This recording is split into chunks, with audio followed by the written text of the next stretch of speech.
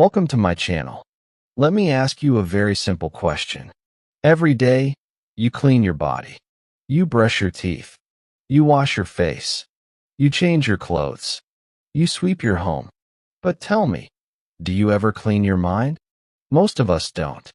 And that's the problem. Because whether you notice it or not, your mind collects dirt every single day.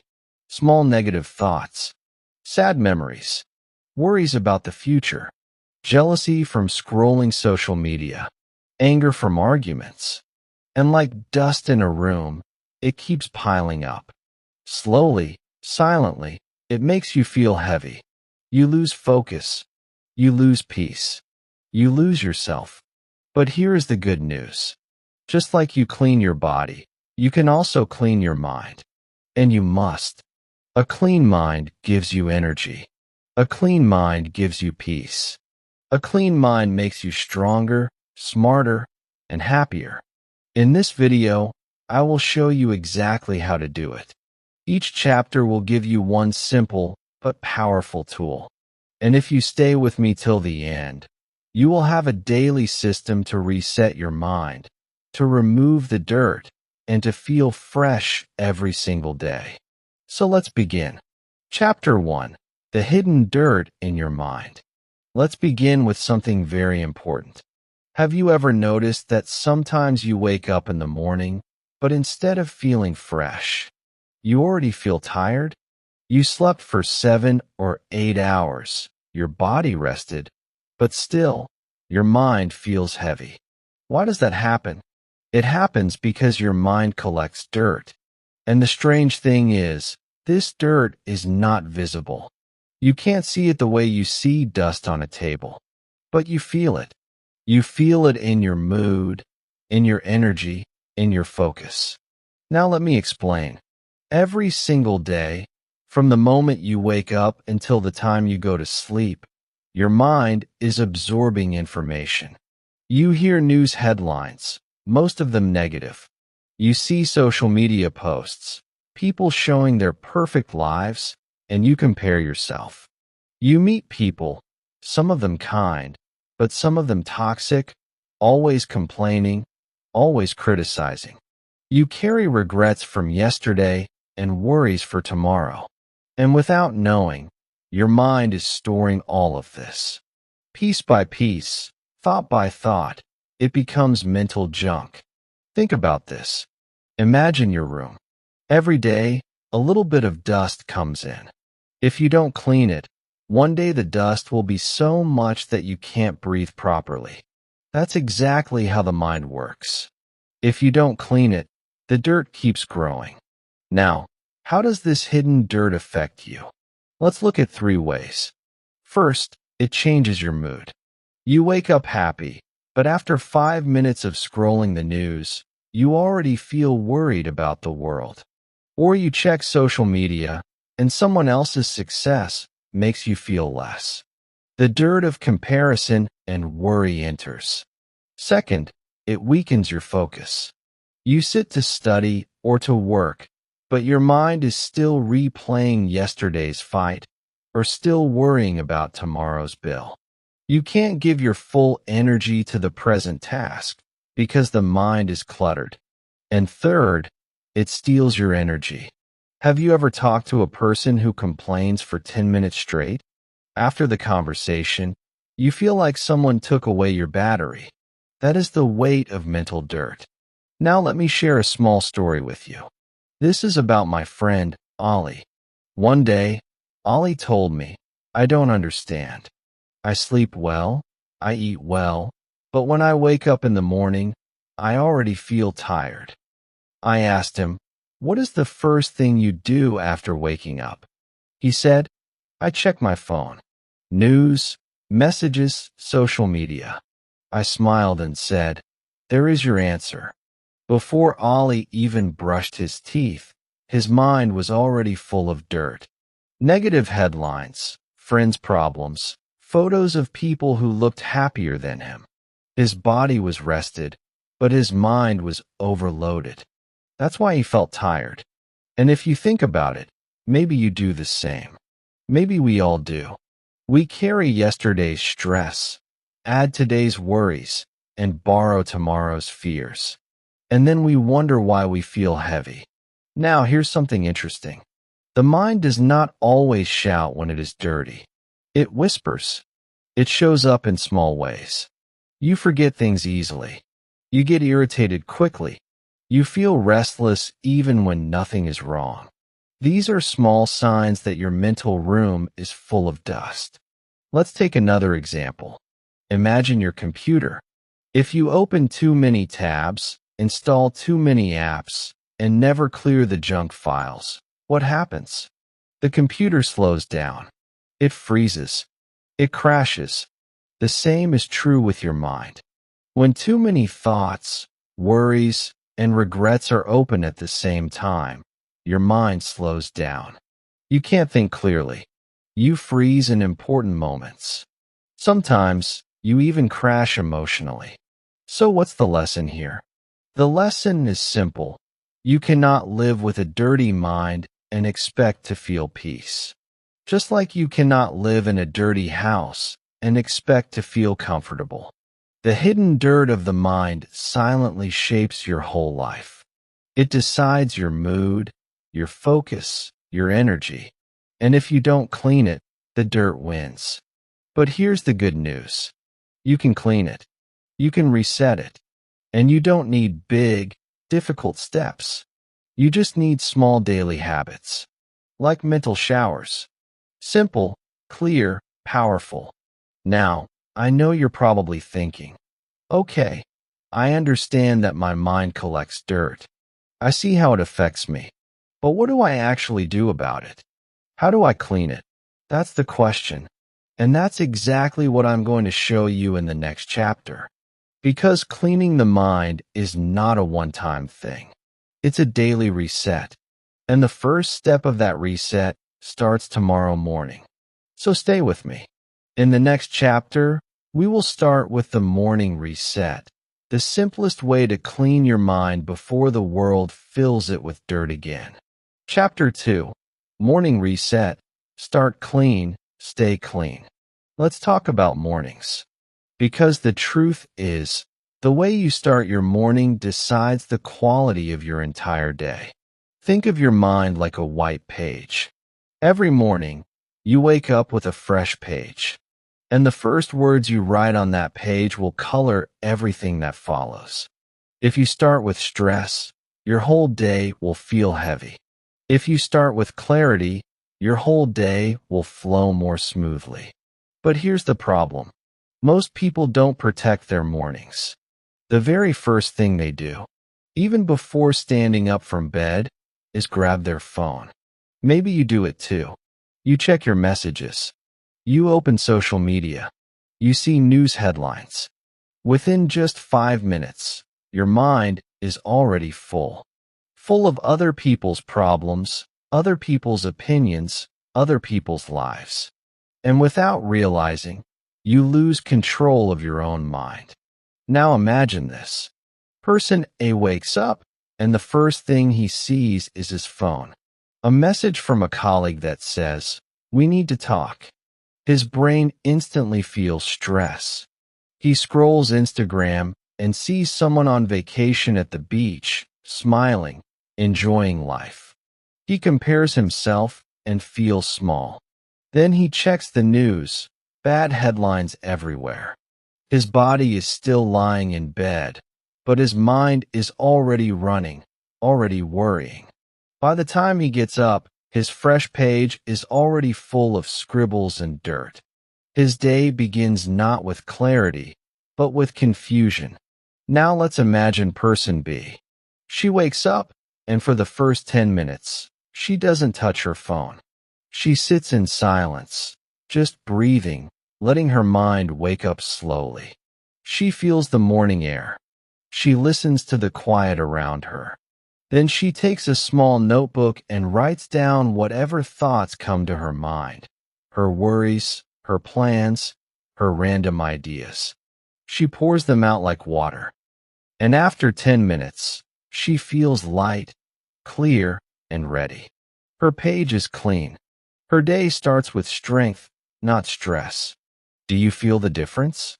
Two people, same world, same morning, but two completely different experiences because of how they chose to begin. This is the power of a morning reset. And it only takes two simple habits, silence and writing. The first habit is silence. Just 5 minutes. No phone, no talking, no rushing. Just sit, breathe, and let your mind settle. Silence is like a mental shower. Imagine going to work without brushing your teeth or washing your face. You wouldn't feel ready, right?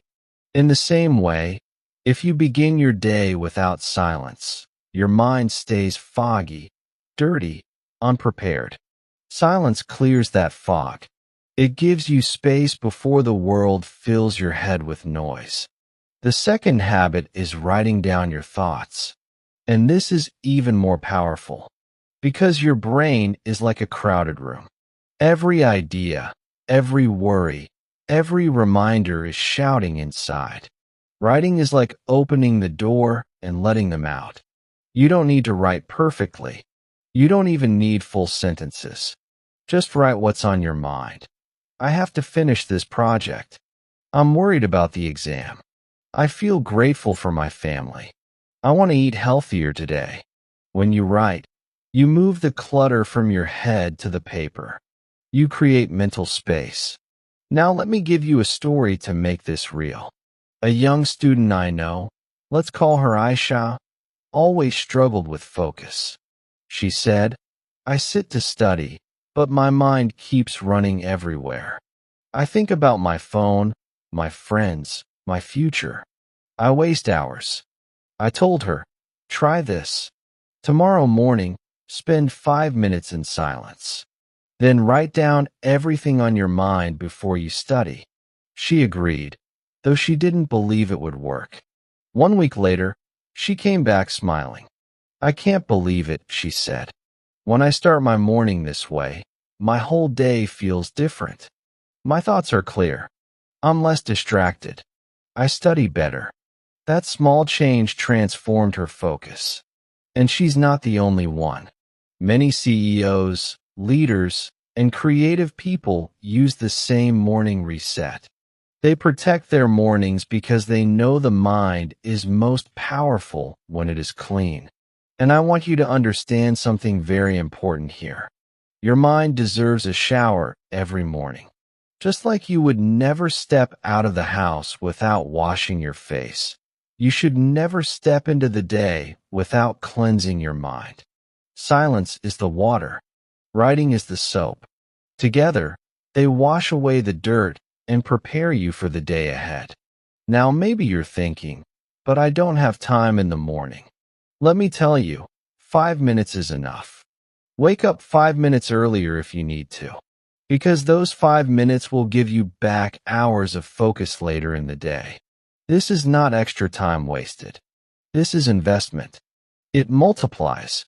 And here's the best part. You don't need anything special. Just yourself, your breath, and a notebook. That's it. No expensive courses. No complicated tools. Just silence and writing. So let me ask you, tomorrow morning, what will you choose? Will you choose the dirty start, scrolling through chaos? Or will you choose the clean start, protecting your mind with silence and writing? The choice is simple, but the difference is life-changing. But remember, mornings are only the beginning. Cleaning your mind once in the morning is powerful, but it's not enough. Because during the day, dirt keeps coming back. Worries return. Stress builds. Negativity enters. That's why, to keep your mind clean, you need something even more powerful, something that works all day long, not just in the morning. And that powerful tool is gratitude. So in the next chapter, I'll show you how gratitude works like a vacuum cleaner for the mind, removing the dirt, pulling out the negativity, and keeping your inner space light no matter what happens around you. Chapter 3. Gratitude, the mental vacuum cleaner. Now that you understand the power of mornings, let's talk about something even deeper, something that keeps your mind clean all day long. And that is gratitude. I like to call gratitude the mental vacuum cleaner. Why? Because the mind, by default, is not designed to stay peaceful. It is designed to stay safe. Let me explain. Thousands of years ago, our ancestors lived in dangerous jungles. There were wild animals, poisonous plants, sudden storms. To survive, the human brain had to constantly look for danger. If you heard a small sound in the bushes, your brain would say, "Careful, maybe it's a snake." If the sky turned dark, your brain would say, "Run, maybe a storm is coming." That danger bias kept us alive. But here's the problem. Today, we don't live in jungles anymore. We live in cities, homes, schools, offices. Yet the brain is still wired the same way. It still looks for what's wrong. That's why you can have 10 good things happen to you in a day, but your brain will remember the one bad comment, the one small mistake, the one worry. It is not your fault. It is biology. But here is the good news. You can retrain your brain. And the tool to do that is gratitude. Gratitude is like telling your brain, "Yes, I see the danger, but I also choose to see the good." It doesn't erase the problems, but it balances them. It removes the dirt of negativity, just like a vacuum cleaner sucks up dust. Let me give you an example. Imagine a soldier in a war zone. Every day, he hears gunshots, sees destruction, feels fear. His mind is heavy with danger. But one night, after a long day, he writes in his journal, "Today I am grateful I am still alive. I am grateful my friend beside me is safe. I am grateful I could see the stars in the sky for 5 minutes." That gratitude doesn't stop the war, but it gives his mind a little space to breathe, a little light to hold on to. It keeps him human, even in chaos. Or take another example, closer to everyday life. A student goes through a painful breakup. She feels lost, rejected, empty. The brain naturally keeps repeating the pain. Why did this happen? What did I do wrong? Will I ever be happy again? It becomes heavy, dark.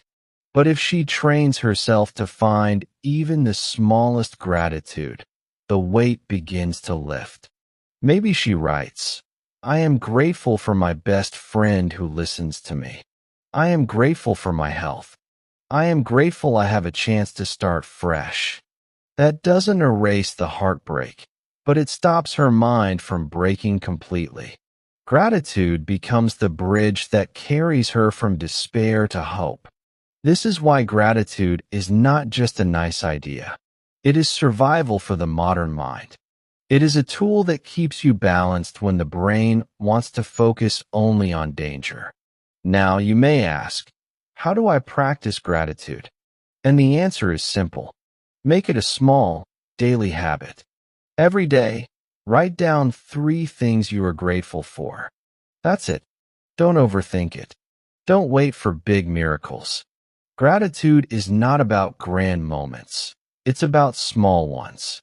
Maybe you write, "I am grateful for the tea I drank this morning. I am grateful for the smile of a stranger. I am grateful that I have eyes to read this, ears to hear music, a bed to sleep in." Some days, it will feel easy. Other days, it will feel impossible. But even on the darkest day, if you can find one thing, just one thing, to be grateful for, then your mind can never fully break. Gratitude becomes your anchor, your reminder that there is still light even when everything feels dark. I want you to really feel this. Gratitude is not about ignoring your pain. It's about holding your pain in one hand, but also holding your blessings in the other. When you do this, your mind becomes stronger, lighter, cleaner. Let me share one more story with you.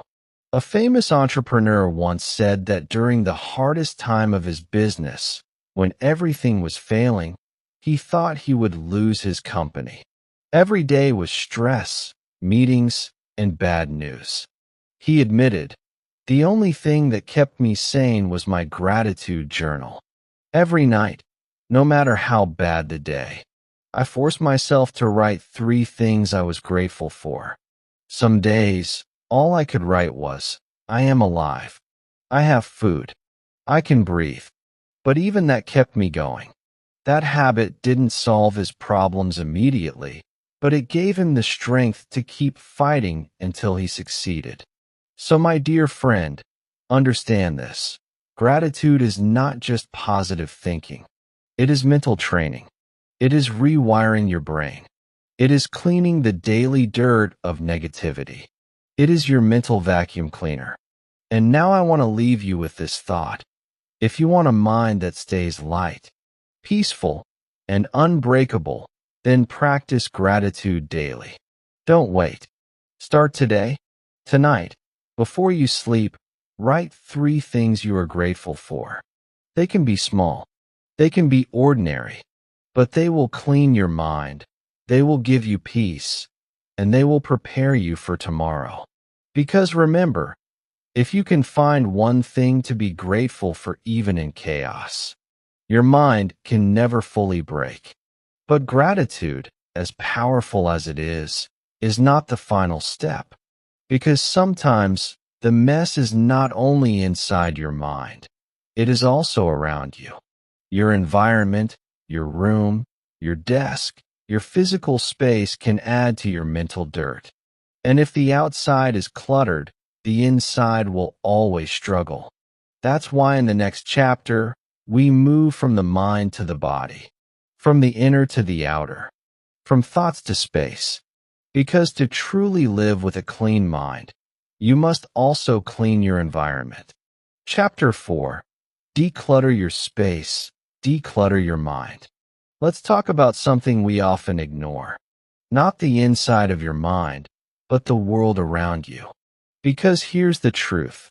Your space is a mirror of your mind. A messy desk creates messy thoughts. A cluttered room creates a cluttered mood.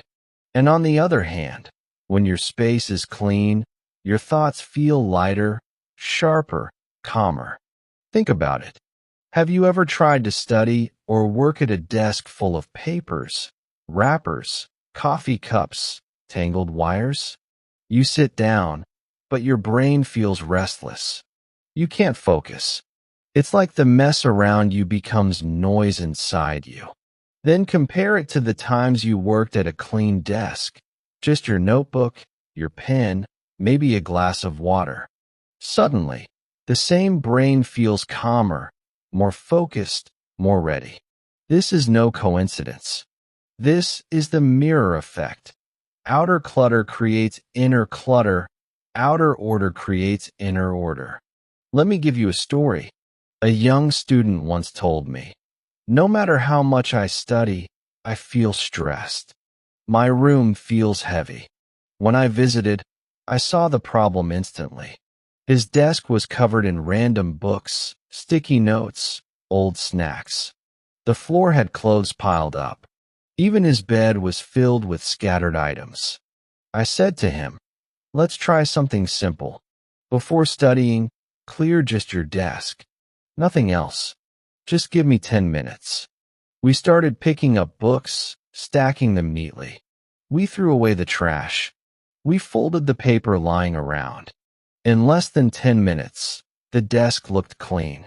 He sat down again, opened his book, and then he smiled. "I feel different already," he said. "My brain feels lighter." That is the magic of physical decluttering. It creates instant mental space. And here's the science behind it. Your brain is always processing your environment, even if you don't notice it. Every item you see is a piece of information. So when your room is full of clutter, your brain is secretly trying to process all of it at once. That paper is unfinished. That shirt needs folding. That cup needs washing. You don't think these thoughts out loud, but your brain feels them in the background.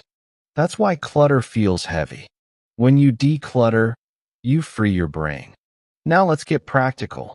How can you keep your space clean every day without feeling overwhelmed? Let me share 3 simple tools. 1. The one-touch rule. This is simple. Whatever you touch, finish it in one touch. If you pick up your shirt, don't drop it on the chair, put it back in the closet. If you take a plate to eat, don't leave it on the desk, wash it immediately. One touch. Done. This habit saves you from building clutter mountains. 2. Morning and night reset ritual. Every morning, before starting your day, spend 5 minutes resetting your space. Clear your desk. Open the window. Make your bed. That way, your day begins in order. And at night, do the same. Reset before sleeping. This way, you never let clutter grow. Imagine how peaceful it feels to wake up to a room already clean, already ready for you. 3. The staging box. This one is for when you're really busy. Keep a box in your room. Whenever you don't have time to organize, just put everything into that box. Later, when you have time, you can sort it out.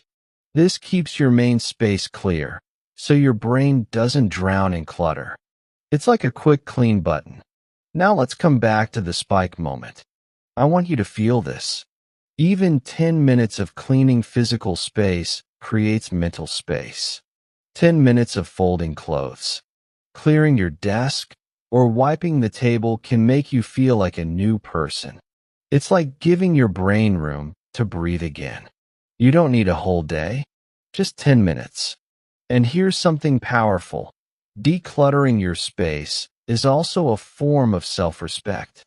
It's like saying, I deserve to live in a place that gives me peace, not stress. I deserve to work in an environment that supports me, not distracts me. Every time you clean, you are reminding yourself of your own worth. Let me share one last story. A young woman preparing for her exams was always anxious. She thought the problem was her memory or her concentration. But when we looked deeper, the real problem was her room. It was chaotic. I told her, try this experiment. Before studying, take 10 minutes to clean your space. She did. And later she told me, I didn't just clean my room. I cleaned my anxiety. My mind feels quieter now. She passed her exams with flying colors. So remember this. Declutter your space. Declutter your mind. A clean space is not just about beauty. It's about mental health. It's about energy. It's about peace.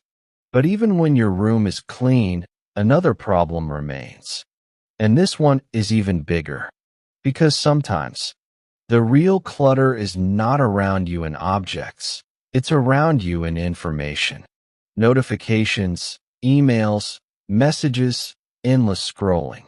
That is the next enemy. So in the next chapter, we will talk about information overload. Because your mind is not only drowning in physical mess, but also in digital mess. And if you don't learn how to control it, even the cleanest room cannot save your focus. Chapter 5. Guarding the gates. Controlling what enters your mind. Let me ask you something. If you were hungry, would you eat food that had poison in it? Of course not. You would throw it away instantly. You know that eating toxic food will damage your body. But here's the strange part. We often feed our minds with poison every single day, without even realizing it. News headlines filled with fear. Social feeds full of comparison. Random gossip. Angry arguments online. We consume them like snacks. We scroll and scroll and scroll. And then we wonder why our mind feels heavy, anxious, restless. The truth is simple. Your mind becomes what you feed it. If you eat junk food, your body suffers. If you consume junk information, your mind suffers. Let me share a story you might relate to. A young man had a habit of checking his phone every night before bed. He thought it was harmless, but his routine looked like this. He would open Twitter or news apps, scroll through disasters, tragedies, arguments, political fights, celebrity scandals. His brain absorbed all of it right before sleep. Then he would turn off the light, close his eyes, and wonder, why do I feel so anxious? Why can't I sleep? The answer was clear. He was doom scrolling. He was feeding his brain toxic food at the most sensitive time of day. Now imagine a different version of him. This time, before bed, instead of doom scrolling, he opens a simple gratitude journal. He reads a calming book, maybe a page of wisdom, or even listens to soft, uplifting audio. He falls asleep with his mind filled not with chaos, but with peace. The difference is huge. One mind goes to bed poisoned. The other goes to bed nourished. Which do you think wakes up happier, lighter, and clearer the next day? This is the power of guarding the gates. Because your mind has gates, your eyes, your ears, your attention. And whatever you allow through these gates will shape your thoughts, your emotions, and your energy. If you guard the gates, you control the quality of your inner life. If you don't, the world will throw garbage inside, and you will pay the price. So how do we guard the gates in a practical way? Let me share 3 rules with you. Rule 1. Viewing windows. Decide when you will consume information instead of letting it invade you all day. For example, check the news only once in the morning, not 20 times. Use social media in 2 small windows, maybe afternoon and evening, instead of every free second. By limiting your windows, you create boundaries. You take back control. Rule 2. The 3 gates. Before allowing anything into your mind, ask 3 questions. 1. The 3 gates. Before allowing anything into your mind, ask 3 questions. 1. Is it true? Not everything online is real. Why let lies pollute your brain? 2. Is it useful? Does this information help me, teach me, or guide me? If not, why waste space? 3. Is it mine to act on? Many things may be true and real, but if you cannot do anything about them, why carry that burden? If the answer to these 3 questions is no, close the gate. Don't let it in. Rule 3. Replace noise with nourishment. It's not enough to block toxic input. You must also feed your brain good input. Replace gossip with wisdom. Replace endless feeds with inspiring podcasts, uplifting books, or educational videos. When you replace noise with nourishment, your mind slowly begins to heal. Now let me give you a spike, something I want you to really feel deep inside. Your brain is like a garden. If you keep pouring dirty water, don't expect clean flowers. You can meditate, you can journal, you can practice gratitude. But if you keep filling your mind with garbage every day, peace will always be temporary. To grow clean flowers, you must pour clean water. Guarding your gates is that clean water. I want you to try something starting today. For just 1 week, create boundaries. No phone for the first hour after waking up, and no phone for the last hour before sleep. Use those hours for silence, writing, gratitude, or even just deep breathing. After 7 days, notice how different your mind feels. You will feel lighter, calmer, more focused. You will feel like you have space inside you again. Because here's the truth. Your attention is your life. Where your attention goes, your life follows. If you guard it, you live well. If you give it away, the world will control you. But let me warn you, even if you guard your gates perfectly, there is still one more danger left. Sometimes, The poison is not from outside news or social media. It comes from inside. From old wounds. From pain we never forgave. From memories we never healed. And this poison can sit inside for years, quietly shaping your mind, your relationships, your peace. So in the next chapter, we go deeper. We talk about the one enemy that can remain even after all the cleaning, the poison of unforgiven pain. Chapter 6. The final cleanse, forgiveness and letting go. We've cleaned our mornings. We've practiced gratitude. We've decluttered our space. We've guarded the gates of our mind. But even after all of this, there's still one kind of dirt that refuses to go away easily. It's not from your room. It's not from your phone. It's not from the news. It's much older, much deeper. It's the weight of resentment. Resentment is like dust that settles inside the corners of your heart. You don't always see it, but you feel it. It makes your chest heavy. It steals your joy quietly. It can stay for years, even decades. And here's the truth. Resentment is mental clutter. It takes up space in your mind that could be filled with peace, creativity, love, or clarity. Think about it. How many times do you replay an old argument in your head?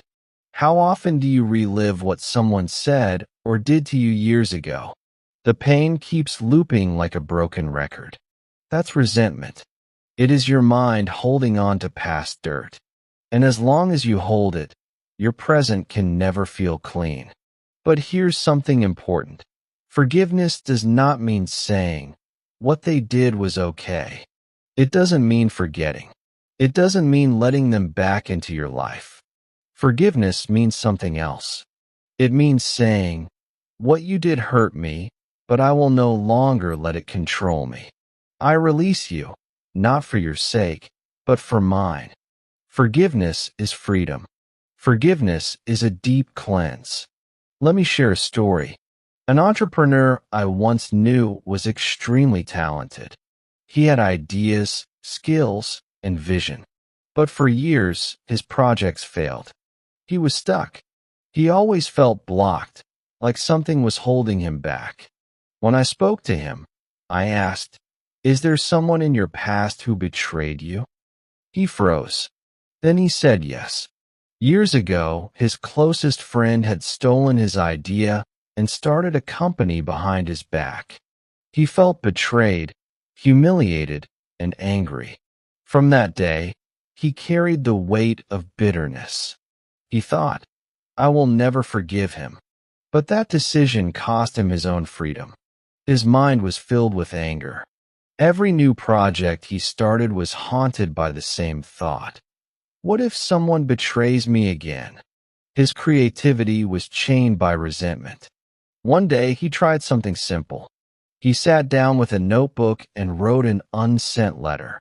In that letter, he wrote everything: his pain, his anger, his disappointment.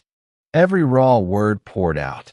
And at the end, he wrote one final line: I release this for my peace. He never sent the letter. He didn't need to. It was not for the other person. It was for himself. Something shifted inside him. The chains began to break. Slowly, his energy returned. His focus returned. And soon after, his work began to succeed. Why? Because forgiveness freed the mental space that resentment had been occupying. He no longer gave free rent in his mind to someone who had hurt him. And this brings me to an emotional spike I want you to carry with you. Every time you hold on to anger, you're renting space in your mind to someone who doesn't deserve it. Why give your peace, your energy, your focus to the very people who harmed you? That's like letting the thief live in your house rent-free. Forgiveness is changing the locks and kicking them out, not for their sake, but for yours. Now, how do you practice this final cleanse? Let me give you a simple ritual. Find a quiet space. Take a notebook or a piece of paper. Write a letter to the person you cannot forgive. Write everything, your pain, your anger, your sadness. Don't hold back. This is your private space. When you finish, write these words at the end. I release this for my peace. Then fold the paper. You can burn it, tear it, or simply keep it hidden away. But remember, the power is not in sending it. The power is in saying, I refuse to carry this anymore. You might need to do this more than once. That's okay. Forgiveness is not always one moment. Sometimes it's a process. But every time you repeat it, you are sweeping away more dust.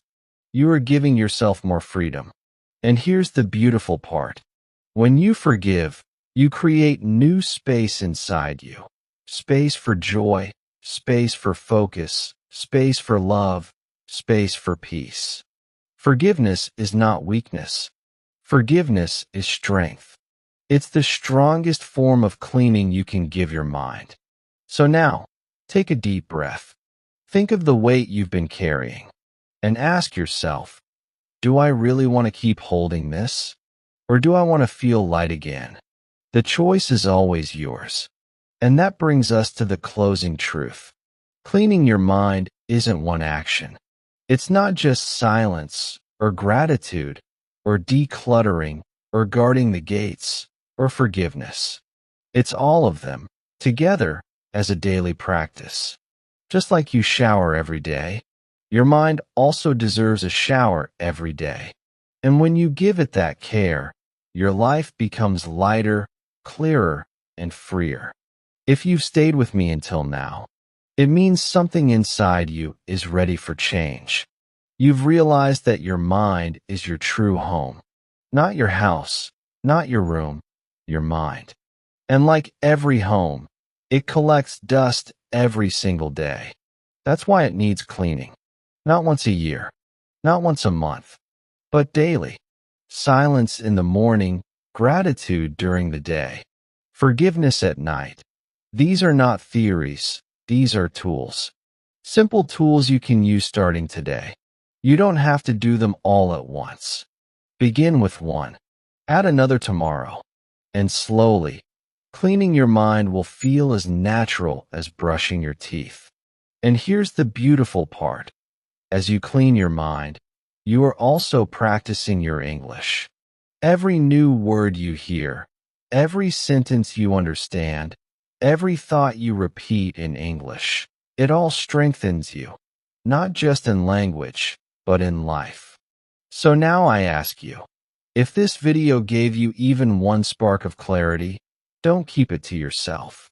Subscribe right now, like the video, and comment below, which habit will you start today? Silence, gratitude, decluttering, or forgiveness? I read every comment, and I want to know your answer. Because here on this channel, we are not just learning English. We are learning how to live with peace, clarity, and strength. So join me, stay with me, and let's keep building this journey together.